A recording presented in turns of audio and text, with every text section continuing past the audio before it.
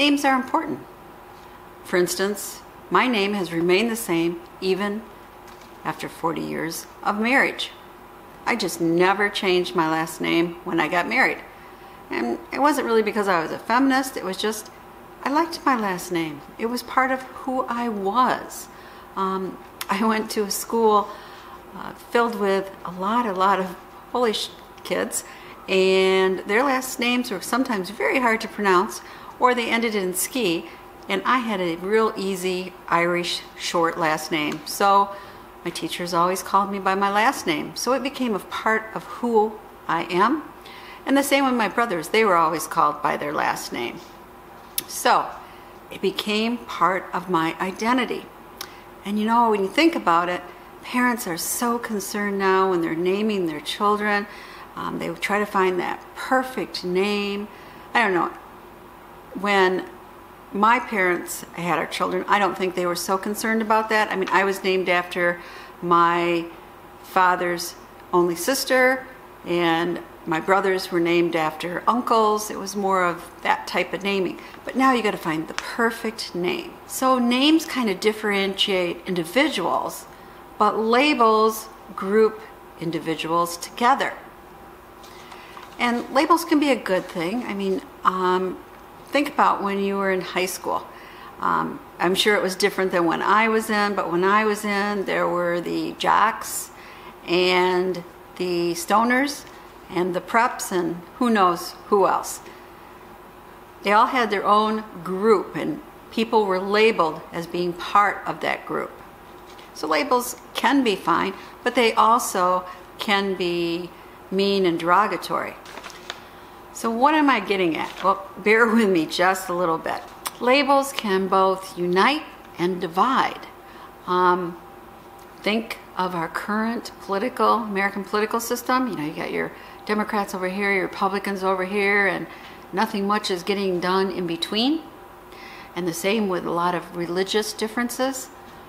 I think very often people look at others as how are they different from themselves, as opposed to looking at others for, hey, what do we have in common?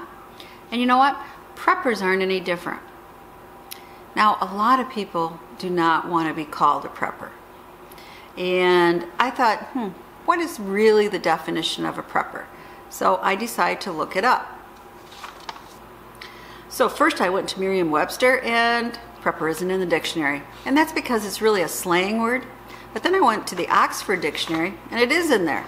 It says, it's a noun, it's North American, a person who believes a catastrophic disaster or emergency is likely to occur in the future and makes active preparations for it, typically by stockpiling food, ammunition, and other supplies.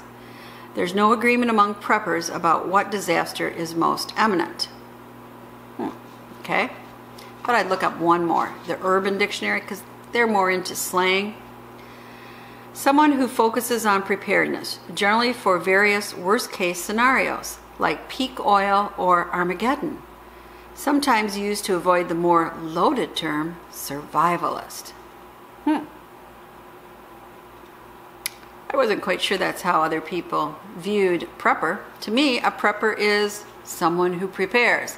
And they can be preparing not for Armageddon, but just for a hurricane or a tornado or power out. Doesn't have to be for the end of the world. So I'm making this video because of another video I watched. It was put on by a young man who called himself an agrarian.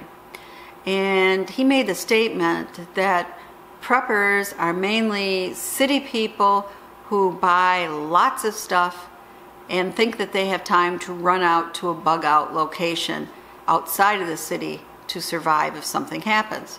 And he said agrarians are people who live off the land, on that land, all the time. And I thought, wow, that's kind of damaging, isn't it, for preppers?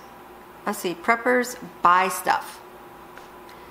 But then I started thinking, you know, the most popular YouTube prepping videos, I believe, is gear reviews. And I admit it, I like looking at them too. Preppers like to have the latest gadget. But I think when preppers first start out, it is more about buying stuff. You know, you got to get enough food and you have to have first aid supplies and ammo and car kits and all that kind of stuff. So yeah, a newbie prepper is about buying stuff. But I think as you go down the prepper road, you're making your journey, it becomes more about skills. So I started thinking about our own prepping community. We have the preppers, of course, there are survivalists, there are homesteaders, and there are bushcraft people, and there's probably other ones, maybe agrarians. But there's a lot of things that we have in common, although some things set us apart. So as we progress in our prepper journey, I think skills become more important. So then we might be learning bushcrafting skills or canning and gardening, other types of skills, as opposed to just buying stuff. But I thought that was interesting. It'd be funny if you ask your friends, what do they think a prepper is? Our government says that every citizen should stockpile 3 days of food and 3 days of water at a minimum, and also first aid supplies and sanitation supplies. That's our government. So they're telling people to prep. But most people don't, and most people, I think a prepper is someone who wears a tinfoil hat and hoards a lot of ammo and MREs. And you know what? That's a problem. Our public image is definitely not what I'd like to see it to be. Let me just read you a quote here. This is from edthatmatters.com. Maybe it's time for each of us to think about how we're representing the prepper image. Maybe statements like, I'm going to blow away anyone who comes onto my front porch, or I have enough food and water to hunker down for 2 years, and I'm not sharing it with anyone, should be eliminated from our conversations. Maybe the militant tone of voice that some of us use when talking about prepping should be softened. Maybe the sometimes aggressive speech we use on people should be replaced with silence or more carefully thought out messages.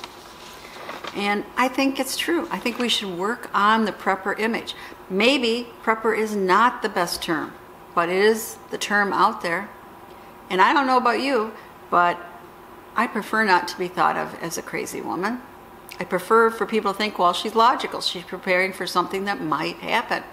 She's trying to take care of her own family so the government won't have to. She's being a good citizen. Anyway, what do you think about the prepper public image? Do you call yourself a prepper? If you are a prepper but don't call yourself a prepper, why is that? And what do you think we could do to improve our image at large? This is Prepper Potpourri saying thank you so much for your support, and as always, please subscribe and share the knowledge. Bye.